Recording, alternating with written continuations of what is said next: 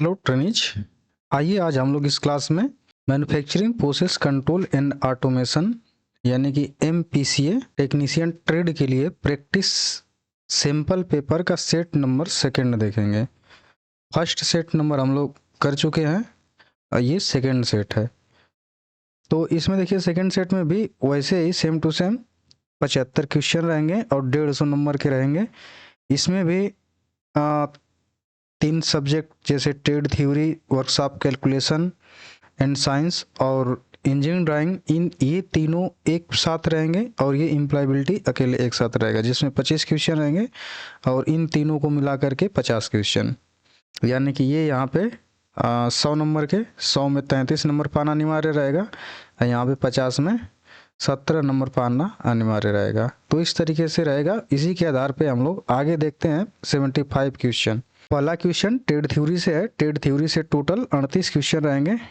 तो यहाँ से पहले क्वेश्चन से स्टार्ट करते हैं हम लोग। Which number system is grouped by 16 and its best is also 16? कौन सी नंबर सिस्टम 16 द्वारा समूहीकृत है और इसका आधार भी 16 है? तो देखिए जो हेक्साडेसिमल नंबर होता है, हेक्साडेसिमल नंबर, तो उसका आधार 16 होता है। बाइनरी नंबर का 2 होता है, ऑक्टल का 8 होता है और डेसिमल नंबर सिस्टम का 10 होता है। तो ये इसका सही आंसर बी हो जाएगा, हेक्साडेसिमल नंबर सिस्टम हो जाएगा। दूसरा क्वेश्चन है what is the base of the binary number system in a computer system architecture? Computer system architecture में बाइनरी नंबर सिस्टम का आधार क्या है? तो इसका भी बेस पूछा गया है और बाइनरी नंबर का पूछा गया है। तो बाइनरी नंबर का बेस जो होता है वो 2 होता है। 2 होता है बेस का मतलब कि उसमें कितने संख्या होती हैं। तो बाइनरी में केवल 0 और 1 होती हैं, तो ये 2 संख्या होती हैं, तो इसलिए इसका बेस 2 होता है। तो इसका सही ऑप्शन सी हो जाएगा। तीसरा नंबर अगला क्वेश्चन है which type of number system was extensively used by early mini computers? आरंभिक मिनी कंप्यूटरों द्वारा किस प्रकार की नंबर सिस्टम का बड़े पैमाने पर उपयोग किया जाता था? जो ऑक्टल नंबर सिस्टम है, इसमें ऑक्टल नंबर सिस्टम में हम लोग मिनी कंप्यूटर में पहले यूज किया जाता था, तो इसलिए इसका सही आंसर बी हो जाएगा। अगला क्वेश्चन है which numbers are only used for any type of operations in computer system? कौन सी संख्या केवल कंप्यूटर सिस्टम में किसी भी प्रकार के संचालन के लिए उपयोग की जाती है? तो जो 0 और 1 होता है इसका कंप्यूटर सिस्टम में उपयोग किया जाता है। कंप्यूटर में या जितने भी डिजिटल इलेक्ट्रॉनिक्स चीज़ें हैं, डिजिटल चीज़ें हैं, उन सब में 0 1 का यूज किया जाता है, यानी बाइनरी नंबर सिस्टम का। तो इसलिए इसका सही आंसर क्या हो जाएगा? डी हो जाएगा। अगला क्वेश्चन है which type of number system is used in most of the digital device? अधिकांश डिजिटल उपकरणों में किस प्रकार की नंबर सिस्टम का उपयोग किया जाता है? तो जितने भी डिजिटल होते हैं उसमें बाइनरी नंबर सिस्टम का यूज किया जाता है। तो इसका सही आंसर क्या हो जाएगा? डी हो जाएगा, binary number system. Question number 6 है which of the following number system do the work of simplification of memory address representation? निम्नलिखित में से कौन सी number system memory address representation के सरलीकरण का कार्य करती है?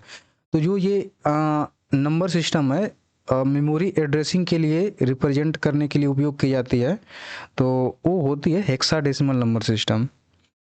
और ये मेमोरी एड्रेस रिप्रेजेंटेशन का मतलब ये है कि जैसे मेमोरी होती हैं, प्राइमरी मेमोरी होती है, सेकेंडरी मेमोरी होती है, तो उसमें कुछ भी डेटा को स्टोर कराने के लिए उसमें सबसे पहले उसका एड्रेसिंग किया रहता है।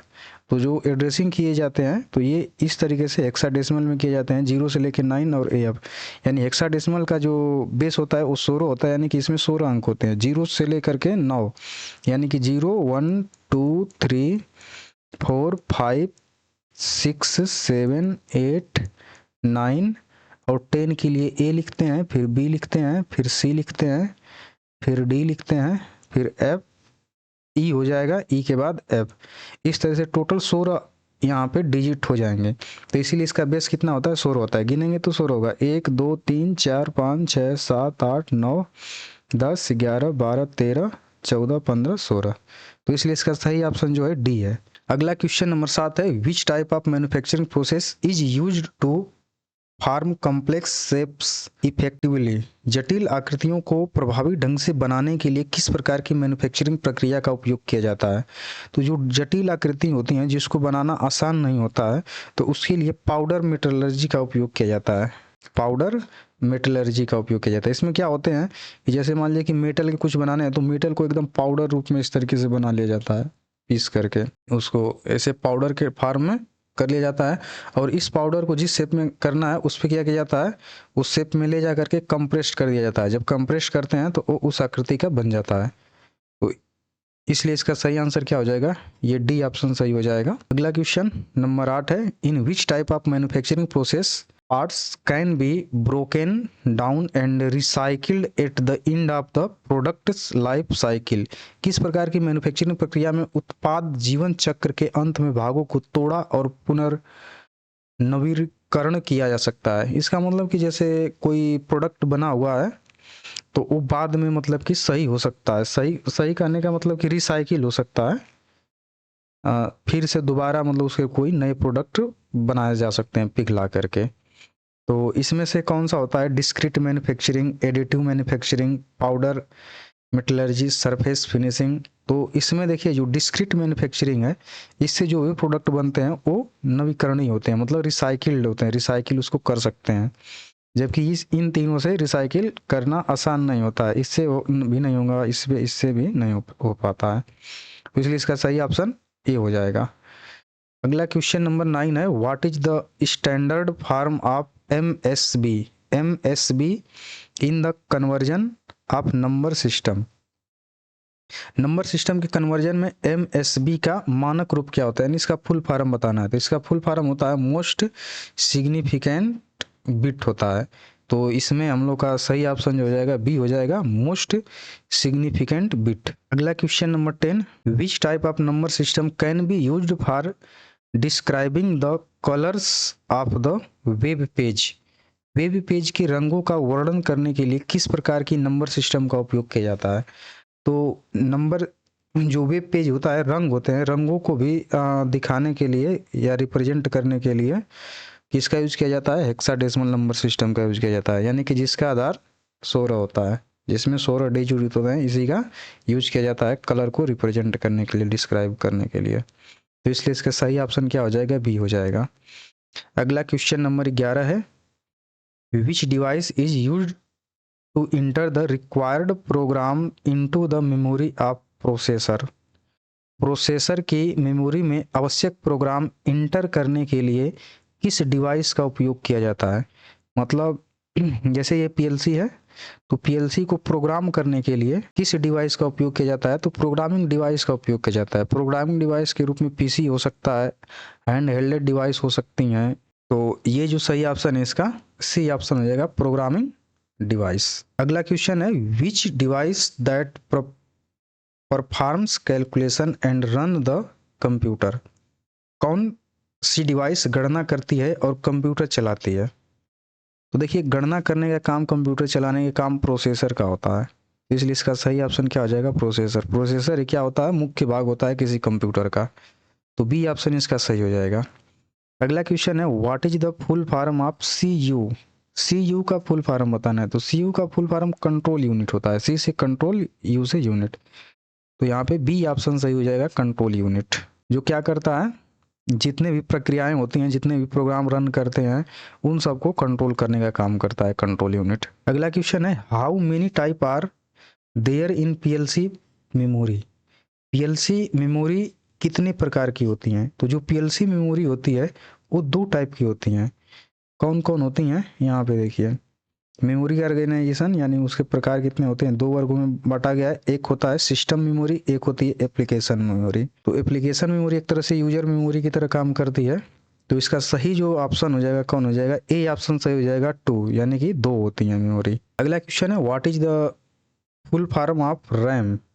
RAM, रैम का फुल फॉर्म बताना है, पूर्ण रूप क्या होता है। तो इसका फुल फॉर्म होता है रैंडम एक्सेस मेमोरी। तो यहाँ पे random access memory, A option सही हो जाएगा, रैंडम एक्सेस मेमोरी। अगला क्वेश्चन नंबर 16 है, which PLC memory is used to only read data of program. कौन सी PLC मेमोरी केवल प्रोग्राम का डेटा पढ़ने के लिए उपयोग की जाती है, उसमें कुछ लिख नहीं सकते हैं, केवल उससे डेटा पढ़ सकते हैं। तो रीड ओनली मेमोरी। तो बी ऑप्शन इसका सही हो जाएगा, रीड ओनली मेमोरी। अगला क्वेश्चन नंबर 17 है, which memory unit is used in PLC. PLC में कौन सी मेमोरी यूनिट का उपयोग किया जाता है? तो पीएलसी के अंदर जो मेमोरी यूनिट होती है वो स्टोरेज मतलब स्टोर डाटा जो होती है उसी का यूज किया जाता है। तो इसका सही ऑप्शन क्या हो जाएगा? सी ऑप्शन हो जाएगा, स्टोर डाटा। अगला क्वेश्चन है, where the PLC program user can store data. PLC program user data कहाँ स्टोर कर सकता है? मतलब जो यूजर है वो पीएलसी के अंदर कहाँ पे डाटा स्टोर करता है? तो ब्रेन उसके पास होता है, पीएलसी के अंदर नहीं होता है। मॉनिटर होता है, उसमें नहीं स्टोर किया जाता है। प्रोसेसर भी होता है तो उसमें भी स्टोर नहीं किया जाता है। मेमोरी एक होती है, उसी में डाटा को क्या किया जाता है? स्टोर किया जाता है। तो इसका सही ऑप्शन डी हो जाएगा। अगला क्वेश्चन है, when the first PLC was introduced. PLC का फुल फॉर्म क्या होता है? प्रोग्रामेबल लॉजिक कंट्रोलर होता है।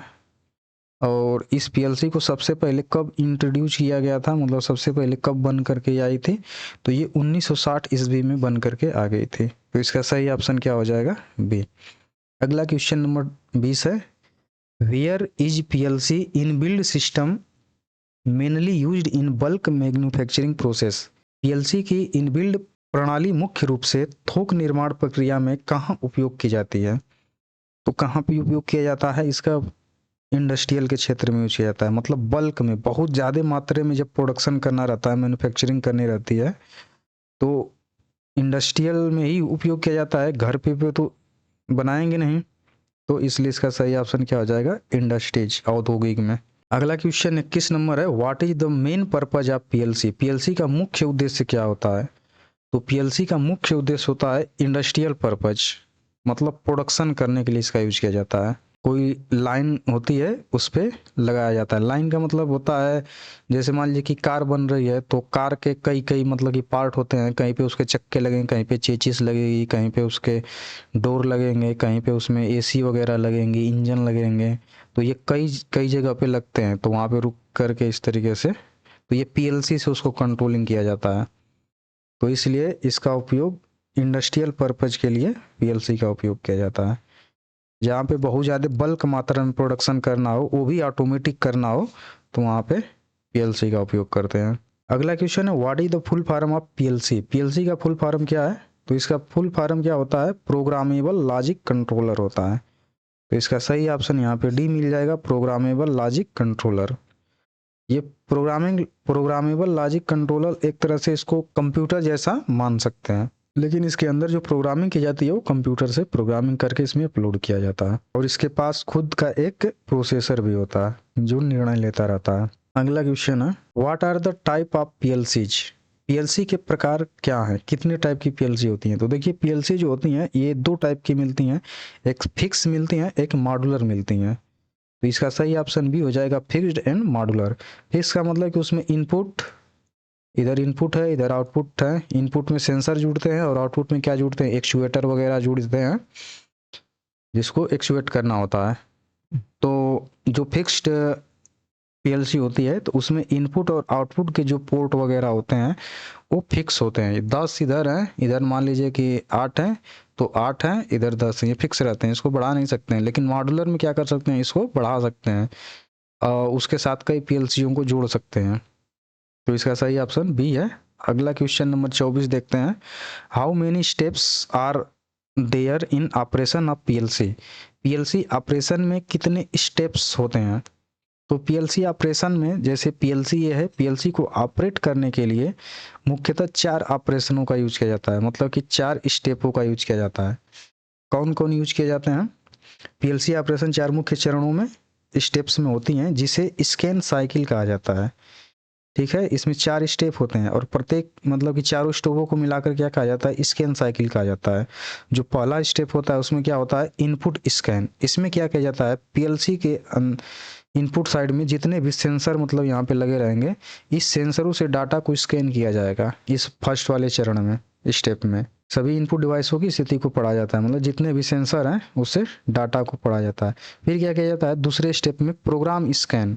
अब इसमें देखा जाता है कि पीएलसी के अंदर जो प्रोग्रामिंग किए गए हैं, कंप्यूटर से प्रोग्राम लिखा गया है लैडर डायग्राम के माध्यम से, तो वो कैसा प्रोग्राम है, यानी कि इनपुट से क्या लेंगे तो आउटपुट क्या मिलेगा, इस प्रोग्राम स्कैन में उसको देखेगा। तो यूजर द्वारा लिखे गए प्रोग्राम को एक के बाद एक इंस्ट्रक्शन के अनुसार निष्पादित करता है, मतलब परफॉर्म करता है प्रोग्राम स्कैन में पीएलसी। फिर तीसरे स्टेप में क्या करता है, आउटपुट स्कैन, यानी आउटपुट को स्कैन करता है कि आउटपुट में स्थिति क्या है।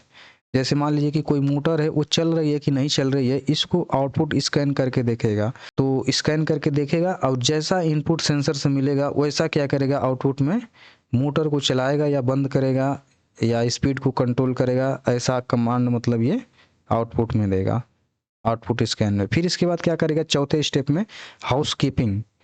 हाउसकीपिंग में क्या करेगा, संचार, इंटरनल डायग्नोसिस, टाइमर अपडेट आदि का प्रबंधन करता है। मतलब इसके अंदर जो भी मतलब कि डाटा है, मेमोरी हैं जो बेकार के हैं, उसको इरेज कर देता है, हटा देता है। टाइमर वाइमर लगा है तो उसको अपडेट करता रहता है। फिर इसके बाद टाइमर के बाद काउंटर लगे हैं तो काउंटर को अपडेट करेगा। ये सब काम होता है।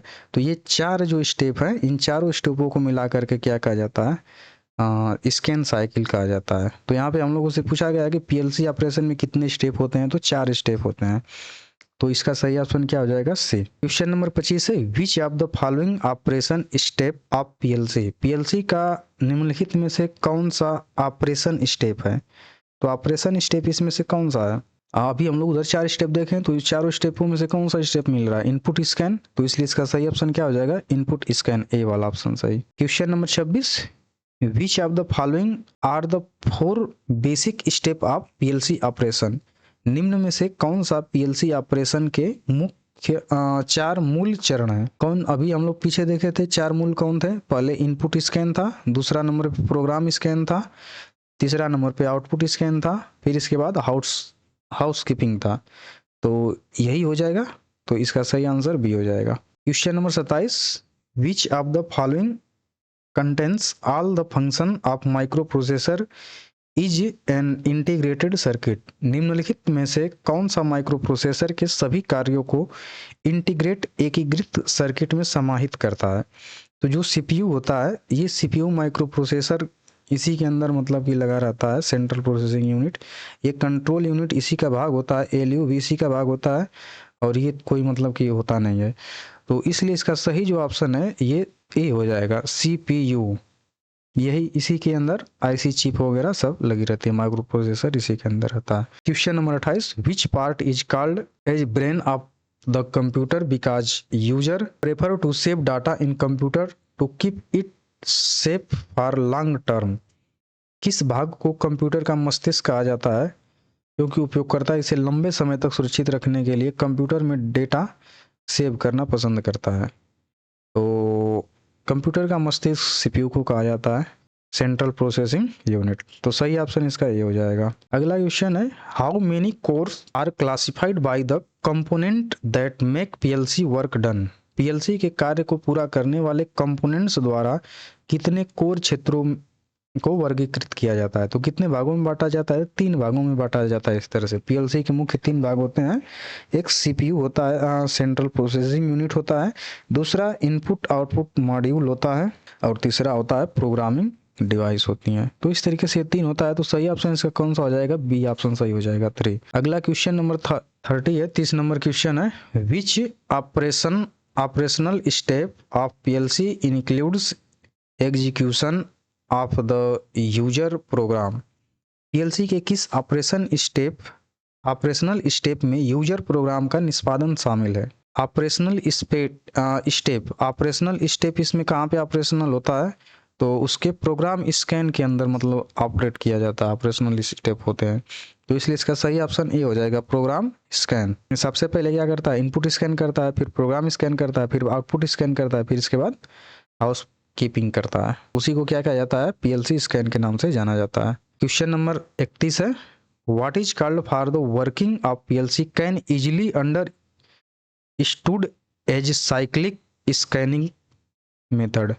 पीएलसी के कार्यों को जो आसानी से साइक्लिक स्कैनिंग विधि के रूप में समझा जा सकता है, उसे क्या कहा जाता है, उसे क्या कहा जाता है, पीएलसी स्कैन कहा जाता है। पीएलसी स्कैन किसे कहते हैं, इनपुट को क्रमिक रूप से पढ़ने, मेमोरी में प्रोग्राम को एग्जीक्यूट करने और आउटपुट को अपडेट करने की इस प्रक्रिया को स्कैनिंग कहा जाता है। यानी पीएलसी स्कैनिंग कहा जाता है। तो सही ऑप्शन इसका हो जाएगा स्कैन साइकिल। क्वेश्चन नंबर 32 है, how many types of input device are there in real world. वास्तविक दुनिया में कितने प्रकार के इनपुट डिवाइस होते हैं। तो इनपुट डिवाइस जो होती हैं दो टाइप की होती हैं, तो इसलिए सही ऑप्शन इसका क्या हो जाएगा, दो हो जाएगा। और कौन कौन होती हैं, तो एक लॉजिक या डिस्क्रीट या डिजिटल इनपुट होता है, और दूसरा होता है एनालॉग इनपुट, यानी एक डिजिटल इनपुट दूसरा एनालॉग इनपुट। या तो डिस्क्रीट कह सकते हैं या लॉजिक कह सकते हैं, लॉजिक और एनालॉग इनपुट या डिजिटल और एनालॉग इनपुट। तो सही ऑप्शन ही हो गया।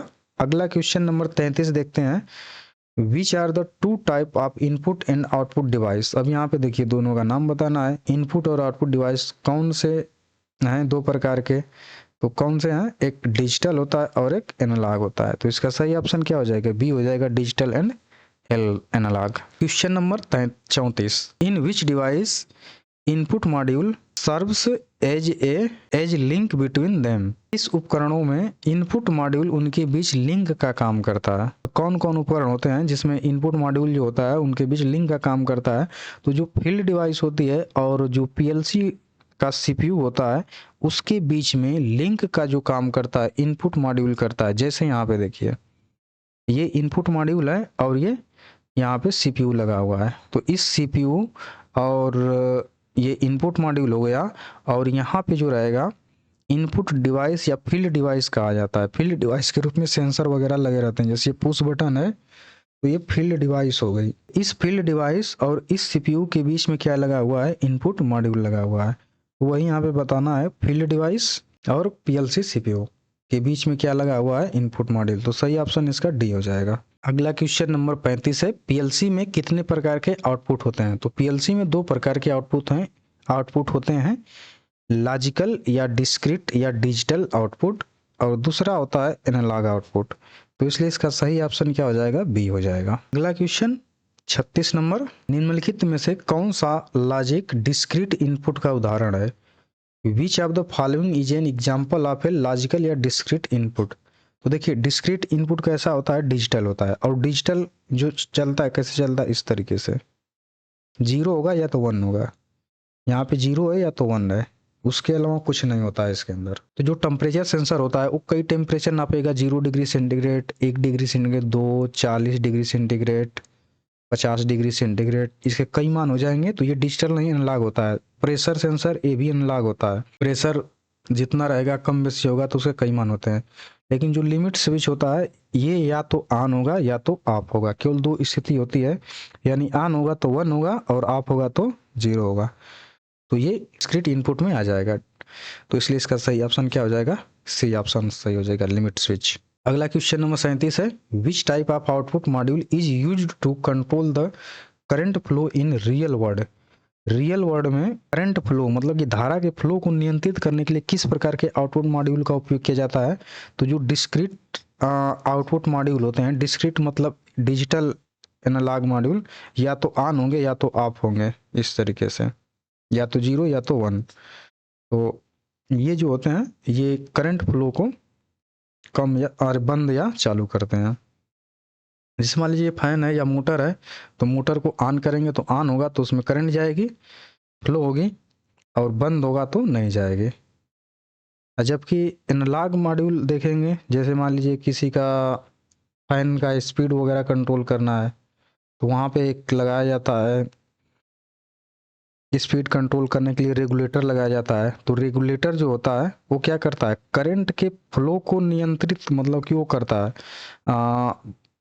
बंद या चालू नहीं करता है। वो क्या करता है, कभी कम भेजेगा कभी अधिक भेजेगा, कभी कम भेजेगा कभी अधिक भेजेगा, तो एनालॉग में आ जाता है। तो हम लोग को कंट्रोल फ्लो को नियंत्रित करना है, तो ये डिस्क्रीट बी ऑप्शन इसका सही हो जाएगा। अगला क्वेश्चन नंबर 38 है, which device is use to prevent undergoing any fluctuations in PLC. PLC में किसी भी उतार चढ़ाव को रोकने के लिए किस उपकरण का उपयोग किया जाता है। तो उतार चढ़ाव का मतलब कि वोल्टेज में मान लीजिए कि अधिक कम अधिक ये सब आ रहा है, या डीसी कोई वोल्टेज है और एसी वोल्टेज है, तो इन सब को अलग करने के लिए आइसोलेटर ब्लॉक होते हैं, इन्हीं का उपयोग किया जाता है। ये क्या करते हैं, सुरक्षित पीएलसी को सुरक्षा प्रदान करते हैं। तो इसका सही ऑप्शन क्या हो जाएगा, बी ऑप्शन सही हो जाएगा। अगला क्वेश्चन नंबर 39 है, जो वर्कशॉप कैलकुलेशन एंड साइंस से रहेगा। वर्कशॉप कैलकुलेशन एंड साइंस से 6 क्वेश्चन आते हैं जो 12 नंबर के होते हैं। तो ये पहला question workshop calculation and science का, which metal contains iron as a major content, इनमें से किस धातु में प्रयुक्त सामग्री के रूप में लोहा होता है। तो कौन किस में होगा, ब्रास मेटल में, ब्रोंज मेटल में, जिंक में, फेरस मेटल में। तो फेरस मेटल में लोहे की मात्रा बहुत ज़्यादा होती है, तो इसलिए इसका सही ऑप्शन डी हो जाएगा। क्वेश्चन नंबर 40 है, which alloy use in electric lamp as filament, मतलब जो इलेक्ट्रिक लैंप होता है इस तरीके से यहाँ पे लगा रहता है ये, तो इसी को पूछ रहा है किस धातु का बना रहता है। तो ये टंगस्टन का बना रहता है, तो इसका सही ऑप्शन क्या हो जाएगा, टंगस्टन, सी ऑप्शन सही हो जाएगा। ये जो यहाँ पे बना रहता है एकदम पतला सा होता है धागा जैसा, ऐसे कुंडली नुमा, तो ये टंगस्टन का बना रहता है, जो हाई टेम्परेचर पे भी मेल्ट नहीं होता है। लगभग 2300 डिग्री सेंटीग्रेड पे ये वर्क करता है, और 2300 डिग्री सेंटीग्रेड पे भी ये नहीं पिघलता है। क्वेश्चन नंबर 41 है, what is the name of furnace to obtain cast iron, कच्चा लोहा प्राप्त करने के लिए भट्टी का नाम क्या है, मतलब किस भट्टी से कच्चा लोहा प्राप्त किया जाता है। तो एक कपोला भट्टी होती है, इसी से प्राप्त किया जाता है, तो ए ऑप्शन इसका सही है। अगला क्वेश्चन नंबर 42 है, what is the unit of speed, गति की इकाई क्या है। गति की इकाई जो होती है मीटर प्रति सेकंड होती है, तो इसका सही ऑप्शन ये हो जाएगा। What is the ratio of power output to power input, शक्ति आउटपुट और शक्ति इनपुट का अनुपात क्या कहलाता है। तो इसको इफिशियंसी के नाम से जाना जाता है, यहाँ पे आउटपुट और यहाँ पे इनपुट। तो आउटपुट अपान इनपुट गुणते 100 कर देते हैं, तो ये इफिशियंसी निकल जाती है। इनपुट का मतलब कितना उसमें लगा रहे हैं, और आउटपुट का मतलब उसके कितना मिल रहा है, तो उसे इफिशियंसी कहा जाता है। तो इसके सही ऑप्शन क्या हो जाएगा, सी ऑप्शन सही हो जाएगा। How many ergs for 1 joule, 1 joule के कितने अर्ग्स होते हैं, मतलब 1 जूल में कितने अर्ग्स होते हैं। तो ये जो है 10 के घाते 3 लिखा हुआ है इस तरीके से, ये 10 के घाते 5 लिखा हुआ है, ये 10 के घाते 7 लिखा हुआ है, ये 10 के घाते 9 लिखा है। तो जो 1 जूल होता है वो 10 के घाते 7 अर्घ के बराबर होता है, तो इसलिए इसका सही ऑप्शन जो होगा सी ऑप्शन हो जाएगा। अब अगला क्वेश्चन नंबर 45 है, जो इंजीनियरिंग ड्राइंग से है। इंजीनियरिंग ड्राइंग से 6 क्वेश्चन रहेंगे, और प्रत्येक क्वेश्चन 2 नंबर के, यानी कि टोटल 12 नंबर के इंजीनियरिंग ड्राइंग का क्वेश्चन आएगा। तो 45 नंबर का जो क्वेश्चन है ये है, identify the conventional symbol of material, सामग्री के पारंपरिक प्रतीक को पहचाने। ये किस चीज़ का सिंबल बना हुआ है।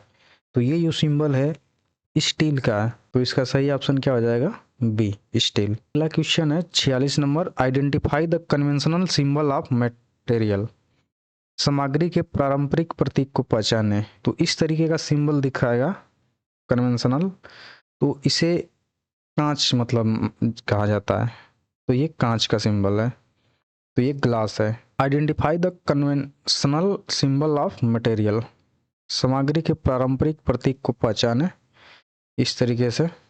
तो ये जो है कंक्रीट का है, तो इसका सही ऑप्शन क्या हो जाएगा, डी ऑप्शन से हो जाएगा कंक्रीट। क्वेश्चन नंबर 48 है, what is the trimmed size of A4 sheet, A4 sheet का ट्रिम्ड किया हुआ आकार क्या है। A4 साइज का जो पेपर होता है जिसमें डॉक्यूमेंट वगैरह निकलते हैं, वो A4 साइज होता है, तो उसका साइज कितना होता है इसमें पूछा गया है।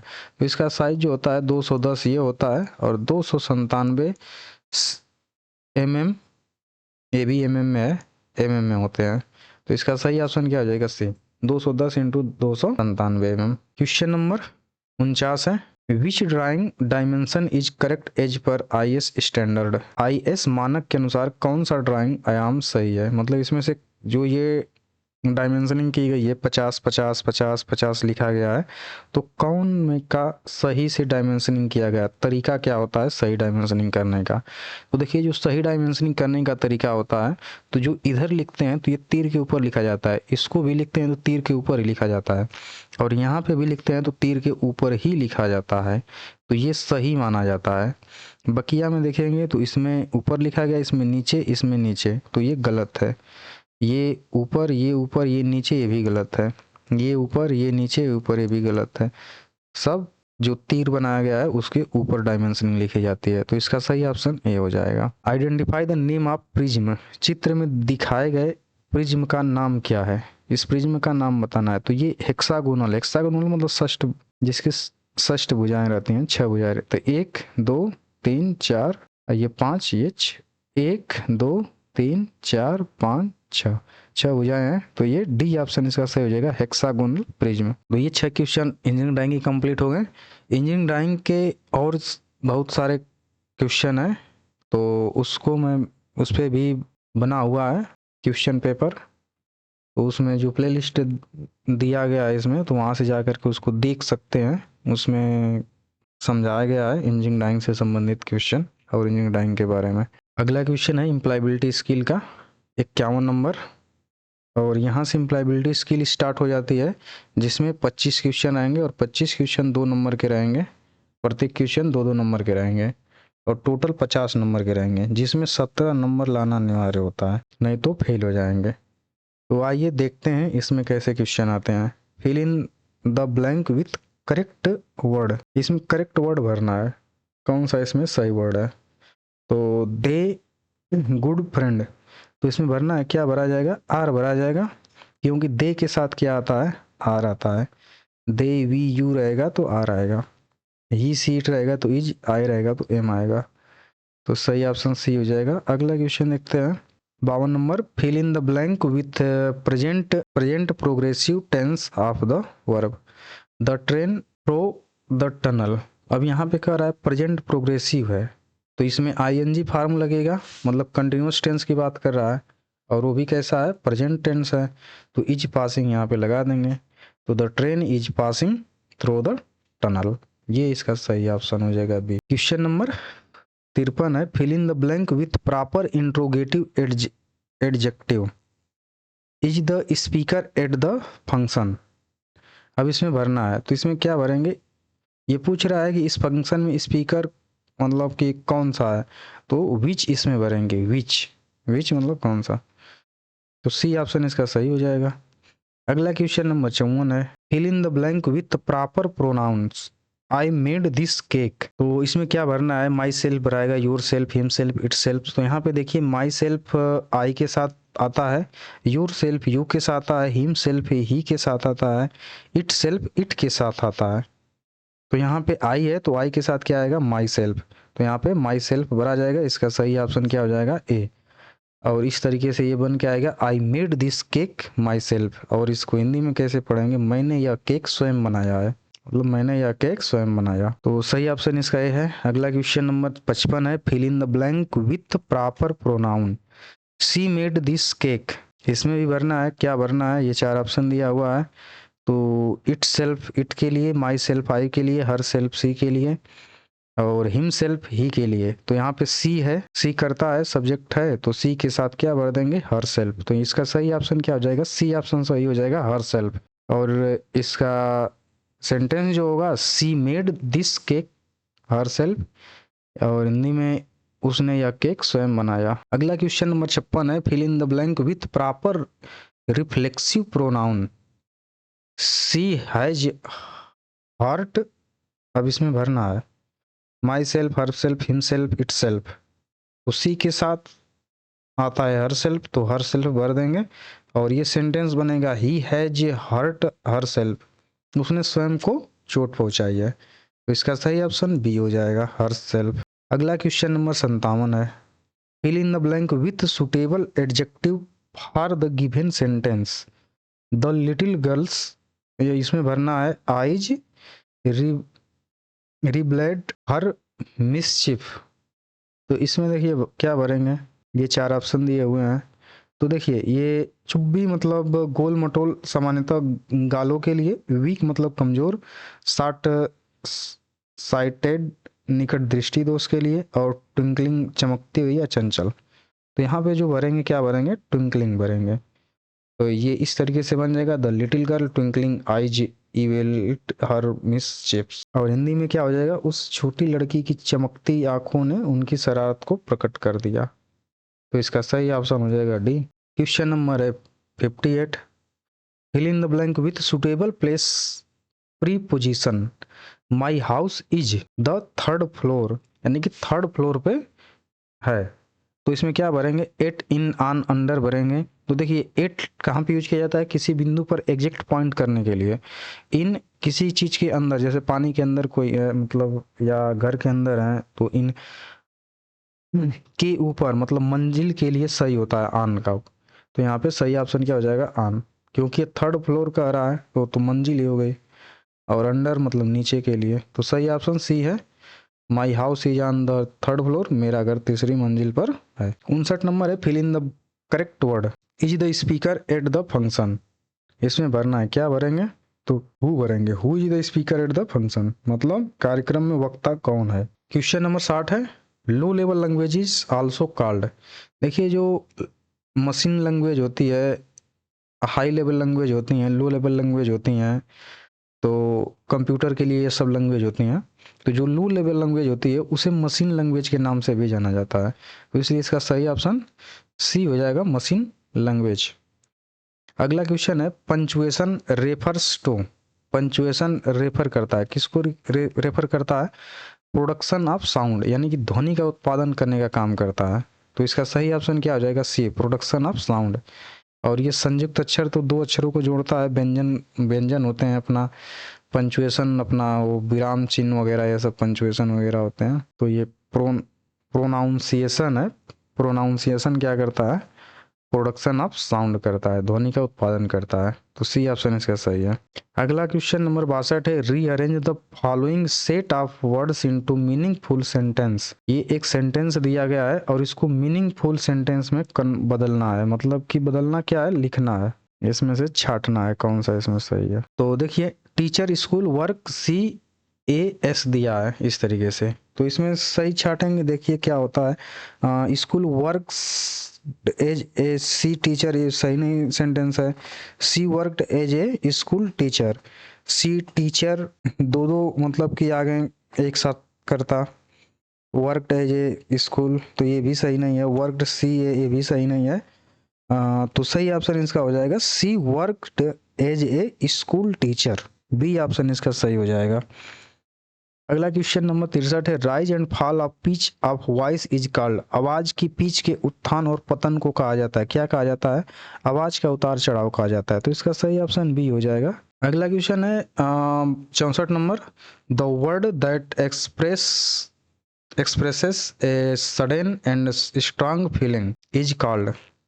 वह शब्द जो अचानक और मजबूत भावना व्यक्त करता है उसे कहा जाता है, क्या कहा जाता है, अचानक और मजबूत भावना व्यक्त करेगा तो उसमें उसको क्या कहेंगे, विस्मयादि बोधक कहेंगे, इंटरजेक्शन कहा जाता है, जो इस तरीके का सिंबल लगाया जाता है, यहाँ पे भी नहीं रहेंगे। तो इसका सही ऑप्शन बी हो जाएगा। क्वेश्चन नंबर 65 है, when you greet higher official such as teacher, instructor और सुपरवाइजर यू शुड यूज।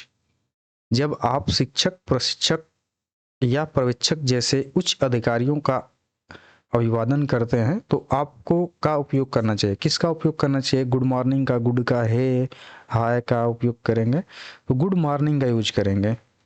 हे मतलब अपने साथी के साथ किया जाता है, हाय अपने साथी के साथ किया जाता है, जबकि जो आपसे बड़े हैं उनके साथ गुड मॉर्निंग ऐसा बोला जाता है। तो इसका सही ऑप्शन क्या हो जाएगा, ए। 66 नंबर क्वेश्चन है, which is a silent letter in the word. इस वर्ड में साइलेंट लेटर कौन है, तो इसमें जो डब्ल्यू लेटर है, देखिए आंसर लिखा गया है, आंसर लिखा गया है, तो आंसर डब्ल्यू मतलब क्या है, साइलेंट है। तो इसलिए इसका सही ऑप्शन क्या हो जाएगा, डी हो जाएगा। आंसर आंसर बोला जाता है, आंसर, यहाँ डब्ल्यू नहीं बोला गया। क्वेश्चन नंबर 67 है, which one is a do of discussion etiquettes. चर्चा के शिष्टाचारों में से कौन सा डज है, मतलब डज का अर्थ क्या होता है, डज का मतलब क्या होता है, ऐसा कार्य जो आपको करने चाहिए, ठीक है। तो लूज योर टेम्पर, अपना आपा खो देना चाहिए, ऐसा करना चाहिए, नहीं करना चाहिए, दूसरों की सुनना चाहिए, लिसन टू अदर, ये करना चाहिए। अप्रासंगिक विवरण के बाद मतलब के बारे में बात करें, अभद्र या अशिष्ट भाषा का उपयोग करेंगे, ये सब नहीं करना चाहिए, दूसरों की सुनना चाहिए कि वो कह क्या रहा है बंदा। तो सही ऑप्शन इसका बी हो जाएगा। अगला क्वेश्चन 68 है, which one is a don't of discussion etiquettes. चर्चा शिष्टाचार का डोंट है, मतलब क्या नहीं करना चाहिए। डोंट का अर्थ है ऐसे कार्य जो नहीं करने चाहिए। दिमाग खुला रखना चाहिए, मध्यम स्वर का प्रयोग करना चाहिए, दूसरों की सुनना चाहिए, अनावश्यक बहस करना चाहिए, ये नहीं करना चाहिए। तो इसलिए इसका सही ऑप्शन क्या है, डी ऑप्शन सही हो जाएगा। दूसरों की सुनना चाहिए, स्वर जो है अपना मध्यम रखना चाहिए, ये नहीं कि तेजी से बोल रहे हैं। दिमाग खुला रखना चाहिए, मतलब जो बोल रहा है बंदा उसके सुनना चाहिए और समझना चाहिए दिमाग लगा के। क्वेश्चन नंबर 69 है, which one is A brain of computer. Computer को मस्तिष्क मतलब कौन सा होता है कंप्यूटर का मस्तिष्क। तो सीपीयू जो होता है कंप्यूटर का क्या होता है, मस्तिष्क होता है। Central processing unit, full form central processing unit. Question number 70, which one is an exclamatory sentence. कौन सा विस्मयादि बोधक वाक्य है। तो इसमें विस्मयादि बोधक वाक्य देखिए, ये जो सिंबल है यही होता है, एक्सक्लेमेटरी साइन होता है ये। तो इसका सही ऑप्शन ये हो जाएगा, जिसके लास्ट में ये लगा रहेगा वही विस्मयादि बोधक वाक्य रहेगा। तो ये ऑप्शन सही हो जाएगा। अगला क्वेश्चन है 71 number, which one is in active voice. सक्रिय आवाज में कौन सा है। एक्टिव वॉइस में कौन है इसमें। तो एक्टिव वॉइस मतलब कि साधारण सा वाक्य रहेगा जो सीधा सीधा बोला जाता है। तो Ram has pass the exam. इसमें देखिए बाई लग गया है, मतलब इनके द्वारा, बाई हर, बाई डैड। तो जिसमें बाई बाई लगा रहेगा वो एक्टिव नहीं रहता है, वो पैसिव रहता है। और जिसमें बाई नहीं लगा रहेगा वो एक्टिव होता है। तो इसका सही ऑप्शन क्या हो जाएगा, ए ऑप्शन सही हो जाएगा। 72 नंबर है, which one is in passive voice. इस निष्क्रिय आवाज में कौन सा है, मतलब पैसिव वॉइस कौन सा है। तो देखिए पैसिव वॉइस जिसमें बाई लगा रहेगा, तो बाई इसमें लगा हुआ है, तो इसका सही ऑप्शन क्या हो जाएगा, सी। अगला question number 73, which one is not A conjunction. इसमें कंजक्शन कौन नहीं है, कौन सा एक संयोजक नहीं है, कौन इसमें जोड़ नहीं रहा है। And, are, but, on. देखिए ये तीनों जोड़ने का काम करते हैं, ये जोड़ने का काम नहीं करता है। यहाँ पे देखिए ये कंजक्शन, ये भी कंजक्शन, ये भी कंजक्शन, लेकिन ऑन क्या है, प्रीपोजिशन है। तो इसलिए इसका सही ऑप्शन कौन सा हो जाएगा, डी ऑप्शन सही हो जाएगा। अगला क्वेश्चन है 74 number, which one is not a benefit of the role playing. भूमिका निभाने का कौन सा लाभ नहीं है। तो भूमिका निभाने का देखिए कौन सा लाभ नहीं है, चार ऑप्शन देखते हैं। आत्मविश्वास पैदा करता है, सुनने का कौशल विकसित करता है, रचनात्मक समस्या समाधान कौशल विकसित करता है, बोरियत पैदा करता है। तो ये लाभ इसका नहीं है, तो इसलिए इसका सही ऑप्शन क्या हो जाएगा, डी ऑप्शन सही हो जाएगा, बोरियत पैदा करता है। क्वेश्चन नंबर 75 है, which one is not A vowel. Wavell जो होता है कौन कौन होता है, ए होता है, ई होता है, आई होता है, ओ होता है, यू होता है। तो इस इन पांचों के अलावा देखिए इसमें से एफ है, तो एफ जो है ये वोवेल्स नहीं होते हैं। तो इसका सही ऑप्शन सी हो जाएगा। तो ये एम पी सी एंड ए यानी manufacturing process control and automation का प्रैक्टिस सेट पेपर 2 कंप्लीट हो गया। यहाँ पे फर्स्ट सेट हम लोग पहले पढ़ चुके थे। अब अगले नेक्स्ट क्लास में हम लोग अगला सेट यहाँ पे देखेंगे, जिसमें कितने क्वेश्चन रहेंगे, 75 क्वेश्चन रहेंगे और 50 क्वेश्चन थ्योरी और इंजीनियरिंग ड्राइंग और WCS से रहेगा, और 25 क्वेश्चन किससे रहेगा, एम्प्लॉयबिलिटी स्किल से रहेगा। तो नेक्स्ट क्लास में हम लोग देखेंगे। तो आज के लिए इतना ही, धन्यवाद।